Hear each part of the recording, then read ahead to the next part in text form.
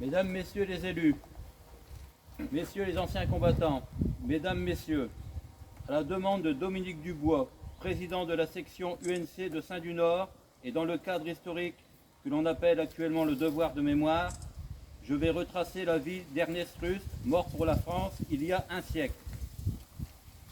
En effet, il y a 100 ans, jour pour jour, que ce vaillant soldat décédé dans une tente de l'ambulance mobile numéro 5, non loin de Taza au Maroc, dans le cadre des opérations de pacification. Ernest Rust était né à Maubeuge le 4 avril 1900.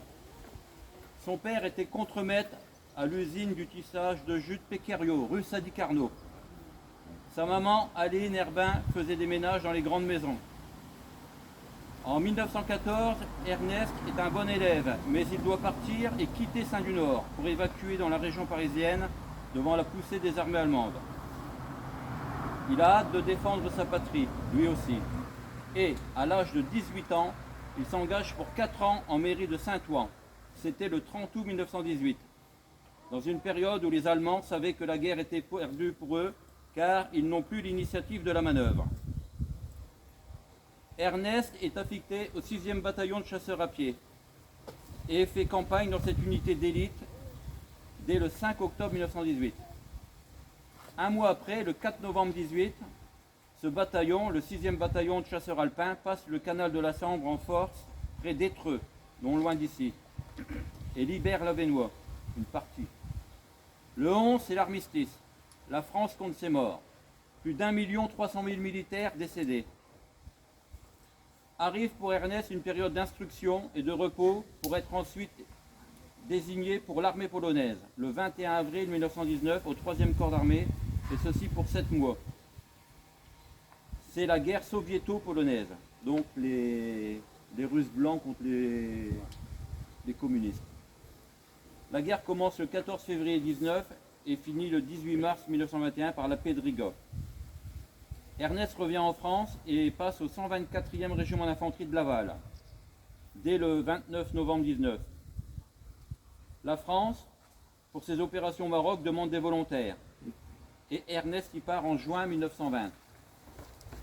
Il est nommé caporal au 3e régiment de tirailleurs algériens le 21 juin 1920. Puis sergent le 23 mars 1921. Il passe ensuite au 11e régiment de tirailleurs algériens pour les opérations au Maroc. Change encore d'unité et arrive au 61e régiment de tirailleurs algériens le 4 décembre 1922. Au Maroc, c'est un combat de guérilla contre les tribus rebelles dans les djebels. Les djebels, ce sont les montagnes. Ils attaquent les postes et les campements français.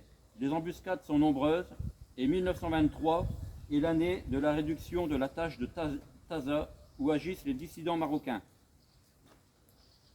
C'est le 13 août 1923 qu'Ernest est grièvement et mortellement blessé dans une opération dite de détail par l'état-major, consistant à atteindre le point dénommé Tizi en Trial au bout de la crête du Djebel Idlan, au Maroc.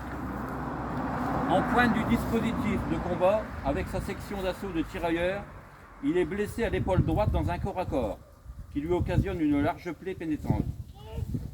Puis, exigeant sur le terrain, il reçoit une balle à la cuisse droite. Les Marocains étaient armés de fusils assez anciens, donc ça envoyait des grosses balles de plomb comme des balles de mousqueton. Et donc ça lui a fait carrément un décollement du muscle de la jambe. Et ça lui a provoqué une plaie mortelle qui a saigné beaucoup.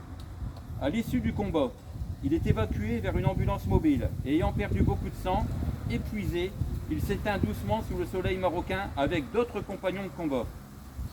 Il est inhumé à la base d'Ifkeri et il sera rapatrié à Saint-du-Nord où il repose actuellement dans le caveau des anciens combattants au cimetière, le monument du cimetière. Ses camarades d'école ne l'avaient pas oublié et décidèrent de l'honorer et de perpétuer son souvenir en faisant apposer cette plaque offerte par la jeunesse de Saint-du-Nord. Ernest Rust avait un idéal, c'était un patriote, un Français, un héros. Son parcours restera un exemple pour les jeunes de son époque. Il avait une dévotion pour la France, sa France, et nourri par son environnement et son éducation. Les Saint-Sois doivent être fiers de l'un des leurs et lui rendre hommage en perpétuant cet amour de la France. Vive la France!